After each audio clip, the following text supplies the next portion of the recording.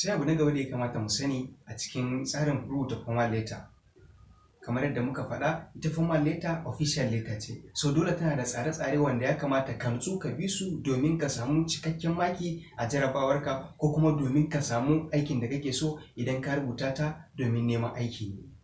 Abin da za mu yi magana a kan shi shine salutation. Idan muka ce salutation muna nufin gaisuwa, wata yar gaisuwa ce da za ka rubuta wa shi wannan wanda ka rubuta masa wasiƙa ɗin. Gaisuwa a formal letter muna amfani da dear sir.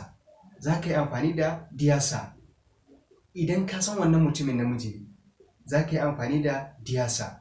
Idan kuma wannan wanda za ka aika wa letter nan ka san mace ce, za ka rubuta dear madam ko kuma ka rubuta dear ma.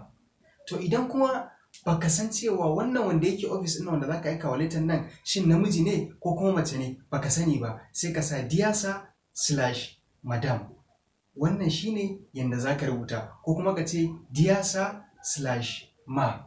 So wannan duk inda ya je, in ya je wajen wannan wanda yake office ɗin, in namiji ne akwai sa, idan mace ce akwai ma ko kuma madam. Sannan kuma idan ka san sunan wanda za ka aika wa wannan letter, misali sunan shi Ibrahim Muhammad Usman, misali sai ka ce dear Ibrahim Muhammad Usman. Ko kuma yana da wani title, misali professor ne, bari mu ɗauki misali gwamnan Borno, sai ka ce dear Professor Babagana Umar Zulum. Ka rubuta full name nashi, dole ne za ka rubuta full name nashi. Idan kuma za mu ɗauki misali da Vice Chancellor na University of Maiduguri, sai mu ce dear Professor Aliyu Shugaba. Dear Professor Aliyu Shugaba. So ya danganta me sunan wannan mutumin, sai ka rubuta sunan shi yanda kake so.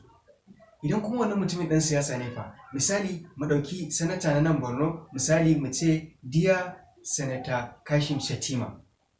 Dear Senator Kashim Shettima. Kaga wannan ka yi amfani da title nashi da kuma sunan shi.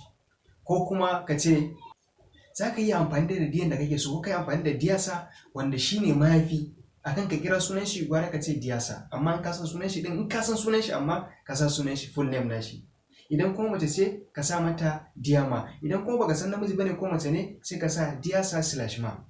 Wannan shine abin da ake kira salutation. Sai abu na gaba kuma shine title of the letter. Idan muka ce title na letter, muna nufin wato a cikin sentence ka rubuta wani takaitaccen abin da letter taka ta kunsa.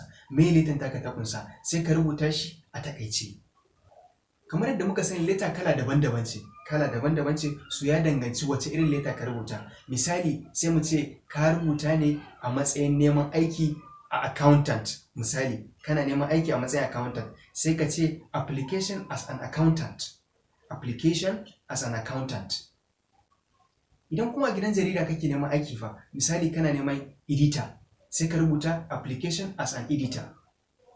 Idan kuma ba application bane fa, ba neman aiki kake ba, wani ne ya maka alheri, wato misali babban mutum ne ya maka alheri, ko dan siyasa misali, ko ma'aikaci ya yi maka alheri, ko kuma sarki, to za ka rubuta masa letter godiya, sai ka rubuta letter of appreciation, wato letter da take nuna yabawa akan wannan abin da aka maka.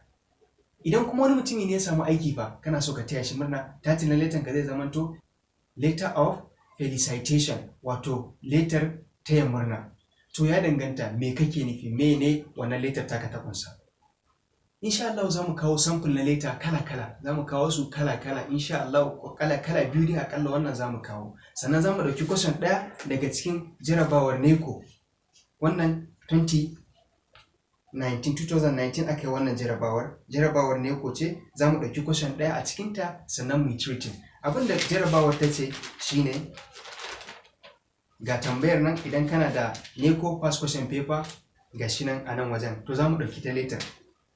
Ya ce, your state government is planning to stop the payment of registration fees for senior school certificate examination SSC students in your state. Write a letter to the governor giving at least 3 reasons why the state should continue with this gesture of goodwill. So wannan za mu rubuta, amma gwamnan da na zaɓa za mu rubutawa shine gwamnan Kano.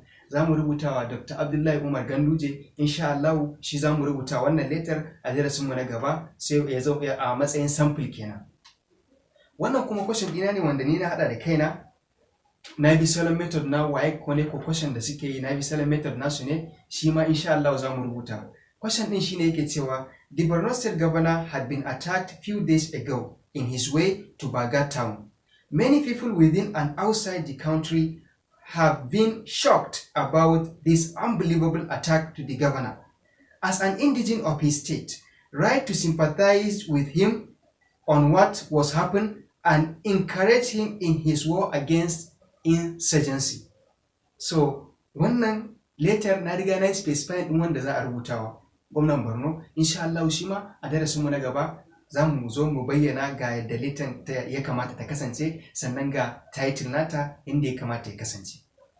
Kada ku manta ku yi mana subscribing, sannan ku danna notification bell, ku rika mana sharing a WhatsApp da Facebook domin yan uwanmu na arewa da al'ummar da suke fahimtar Hausa su samu sauƙin fahimtar karatunsu. Wassalamu alaikum warahmatullahi.